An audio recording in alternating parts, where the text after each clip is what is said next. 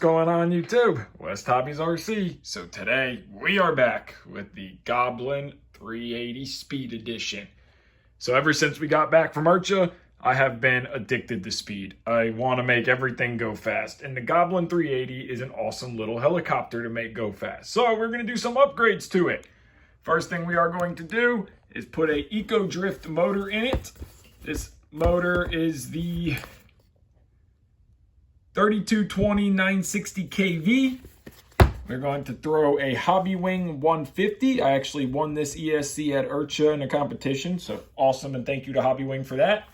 We are going to upgrade to the SRXL2 because we just have a DSMX satellite, and now that we have a Hobbywing, we will have telemetry. And we also have a fresh set of Laperior Air 4S 1550 milliamp batteries. We have a total of 4 of them for 2 different packs, but we are going to be making a 8S stick pack because we are going to go 8S on the 380.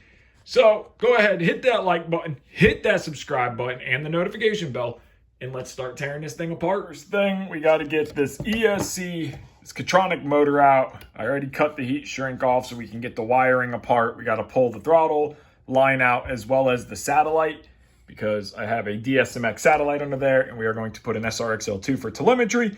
So I'm going to get everything unplugged from the icon, get the wires pulled out, get the ESC out, get the motor out, and then we can start with putting the new motor in, the new ESC in, and then make up the wiring again, and then make up the battery packs, which I will show you how to do. We got the old motor out here, the Catronic Pyro 38009. I believe this is around 900 kV. I ended up going with the Egodrift 3220 960 kV. Reason I went with this motor is because I wanted a motor to handle 8S, stronger magnets. It's supposed to make more power. I talked to Egodrift at Archa. We talked about this project. He said, give this motor a shot. So that is what we are going to do. It is slightly taller, but it will still fit under the canopy. So I do not have to cut and modify the canopy. But I have other plans if this motor doesn't do what we want it to do. So I'm going to get this motor tossed on the mount. We can get it back in the helicopter and start on the wiring of the ESC. Got the Egodrift motor mounted. Got the bullet connector soldered into place. I wish these wires here were a little bit shorter, but we'll make it work. So now we got to get the Hobbywing 150 out, get it mounted, figure out how we're going to run our wires up. We're going to do battery wires forward since we're going 8S. We got rid of the proprietary connector that was in here. Then we have to get the wires from the Hobbywing mounted, and we have to figure out where to put the SRXL2 and wire up telemetry. Motor belt is tensioned and everything is running smooth and free. So now the drivetrain is back together. So let's get the Hobbywing mounted and start running our wires. ESC all soldered up, running RC Pro S6 connectors. So we got our connectors soldered up, shortened our power leads. We got our 6mm bullet connectors soldered on the ESC to match the motor. And now we just got the zip ties ran through here. So now we are going to get the ESC put in, zip tied down, run the wires up, and our battery wires forward. Got the ESC mounted. That Hobbywing 150 just barely fits in there, but the canopy does clear. We got our motor plugged in, zip tied just to hold the wires up. So now we are going to start running our wires all the way back, and we also have to run a wire for telemetry because that wasn't ran before. So I'm gonna get our wires ran, covered in heat shrink, crimp on new ends, and then we can finally start on making the 8S stick pack for this thing. Pulled the boom off. I gotta get some goo gone and get rid of that residue. But we took the boom off to make wiring this easier so I could flip it around, took the blades off too. So we got all of our wires heat shrunk, ran back from our ESC. We got a telemetry wire in. We're running them in between that little tray down there and up. Now you will notice that there's not heat shrink there, and these wires are coming out here. So the ESC wires, because I have the ESC battery wires forward, motor wires backwards, they're just not long enough.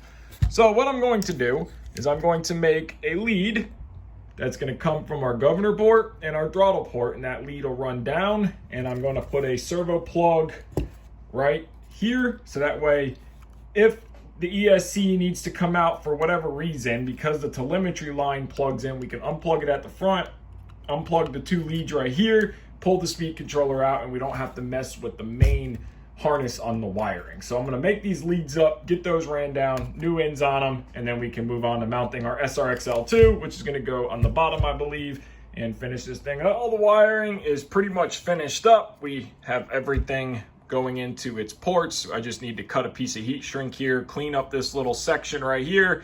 We have our SRXL2 mounted underneath that little tray, and then I cut some plastic tubing, glued it to the frame so that way, and put some heat shrink on it so the antennas are kind of out and gave it a nice clean look. So now I'm going to cut the heat shrink, get that put on there, get rid of this glue stuff on the side of the main frame here, clean that up, get the tail boom put back on, and we will start making the battery packs. So we got the boom put back on. Helicopter is all back assembled, everything is wired up. So now we are on to the final finishing steps, which is batteries. So I already went ahead and made one. So this is a 8S 1550 milliamp Lapierre Air that I made. So what we did is we took two of these Lapierre Air 4S 1550s and I dropped them. And we turned it into a single 8S stick pack. So you can see there we have 8 battery balance leads and we have 30 volts. So how we did this, which is what I'm going to show you, and you have to be very careful, and we will go over how I turned 2 4S packs into an 8S pack with the balance lead. So let's get into that. The first thing we got to do is get our batteries ready to be taken apart. So if you heat the labels up, you can peel them back off very nicely, and then you can put them back so it looks like a more finished product when you are done. If you don't care about that, then you don't just can cut the heat shrink off and throw it away. So we are going to put these 2 batteries together, but we are going to wire them in series. So we're going to take 4 and 4 and make 8. Now in order to do that, we need an 8S balance plug, and we need some balance lead extension lines that we are going to cut and solder in. So what we're going to do is take the heat shrink off of both of these batteries. Now that we have the heat shrink removed, you can see there's a white plastic like Mylar wrapping around, which we will remove as well if need be. But we need to figure out how we want to do this. So this is the way I did the other pack. So one in front of the other. Now what's important here is which wires we use for our series connection. So I'm going to make this ground here, the black one, my main ground. And I'm going to make this red positive my main positive. So this positive will get tied to this ground. Now, the reason why that's so important is because if you look on your balance plug, you see I put a mark. That's where the main ground is. So you'll notice you have your positive, and then we'll have 7 wires. 8 wires and then a 9th wire, I'm sorry.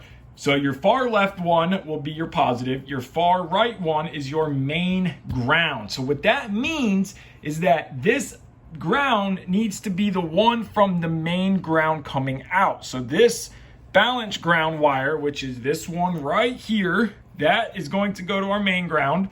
This power wire is going to be snipped, this red one.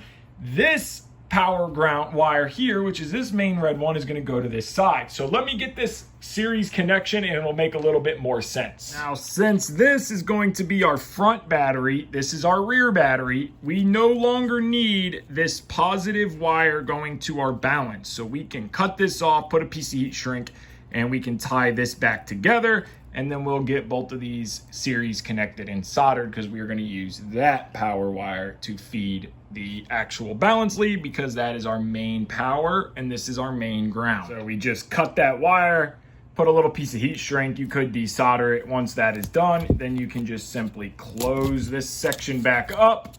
This battery is ready to be put together. So now we can just fold this Mylar back over here. So now this battery is going to go in the front, and we are going to depin these plugs, and we're going to do this one by one. So we're going to take our balance lead. Remember, this is our main ground. So this one's going to go to the side that our main ground is. And then we're just going to do 1, 2, 3, 4. And then now this balance lead is done. And then we have to extend these once we get these 2 batteries together and these connected. So now our series connection is done. So we have our main negative. The positive from the first battery goes to the negative of the second battery, and the positive of the second battery comes out to be our main positive. So we only have 2 wires coming out. So this is all soldered up. So now what we need to do is extend the balance lead. So we need all of these, and they need to go to the last 5 ports here on our balance plug. Of course, starting with our main power is going to go to this far side, first one here, and then 1, 2, 3, 4, and we are going to use our extensions one at a time. Do this very carefully. So I'm going to start with my power side, run it, cut this off, solder, and then I'm going to do that for the other 5 wires. But remember, do this carefully, one at a time, and be careful on what you are doing. Now we are done. We got all of our balance leads soldered up. We got our 8-cell balance lead here, our connector. Our other front packs are to that side. We have our main power from the back battery going to the right, and the left, and the main ground from the front battery going to the far right. All the independent pins in the middle, doesn't really matter which way they go, but we have them sectioned off anyway. So now our battery is a 8S LiPo. Now what we want to do, or what I did, was I took some of this stuff here that you get with some of the biggers. It's just a piece of carbon fiber. I cut it down and I made these. This is going to go on the bottom. It's just a bottom plate to help hold everything together. A little bit of double-sided tape, and then we will use some of this fiber tape to hold our wires down and to this piece of carbon here, and then cover this battery in heat shrink. Plug in your battery checker and you should be able to see all your cells 1 through 8 with a total voltage of 30.35. So now this battery is ready to be heat shrunk and put the labels back on. You can see this fiber tape to wrap it up, help hold it to that carbon fiber tray on the bottom, and just give it a nice connection, and we have 30 volts. And this is the same way you would do 2 3S's in line for 6, or 2 6's for 12, or 2 7 for 14. This is the same principle on how you would do all of that. Just remember, LiPo batteries are dangerous, and be very careful. We got the batteries installed on the trays, so I had to modify the trays here. You can see on both of them, I had to cut them and notch them. And the reason I had to do that, and I use this stuff that I got called strapping tape. It's kind of like electrical tape, but not really rubbery. I don't know, some black tape. It worked for this purpose. But the reason I had to do this was because these trays are designed to have a strap go all the way around this way, but we can't do that without being in the way of everything. So I notched the trays so that way they can still slide in lock. I don't have enough room for a Velcro strap, and I double-sided taped them to the carbon fiber anyway, so I don't plan on taking them off. So our batteries, our trays are done. Let's reset the helicopter up, and this thing is finished. Battery is installed.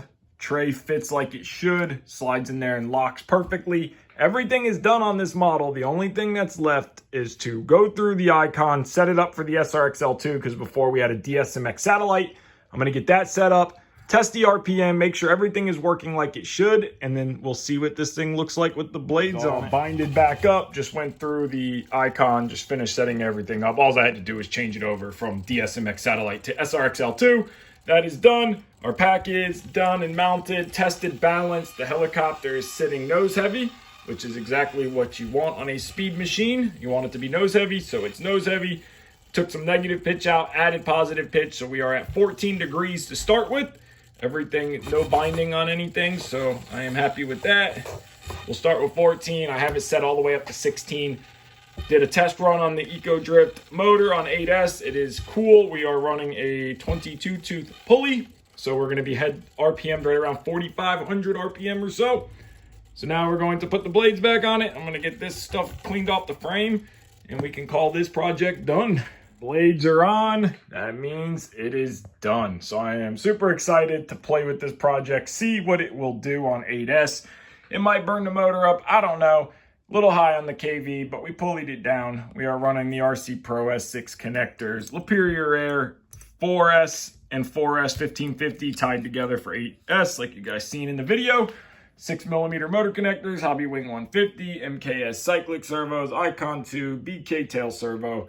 Can't wait to fly this project. So I want to thank you guys so much for watching this video. If you haven't already, hit that like button, hit that subscribe button. Take care and have a great day.